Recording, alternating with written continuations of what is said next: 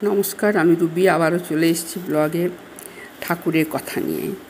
গদাধরের স্বাদ হয়েছে একবার রঘুবীরকে দেখবে তাকে সজীব সত্তায়, খেলার সাথীটির মতো। হঠাৎ ভাবের জগতে ঘটে গেছে পরিবর্তন। ভাবছে সে নব দুর্বাদল শ্যাম কি দেখা দেবেন না? তোমায় দেখব বলে আমি আকুল হয়ে ঘুরে বেড়াই। আমার মন তোমার বিরহে ব্যাকুল। আমি কোনো মন্ত্র জানি না, মন্ত্রে আমার বিশ্বাস নেই।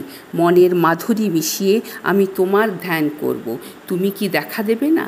কি আছে আমার? নিজেকে নিজেই প্রশ্ন করে গদাধর। আছে তার বুক ভরা ব্যথা আর কণ্ঠ ভরা সুর, আর আছে চোখের জল। যদি আমি এই 3 উপকরণ সাজিয়ে দিই তোমার পদতলে, তাহলে কি তোমার দেখা পাবো না?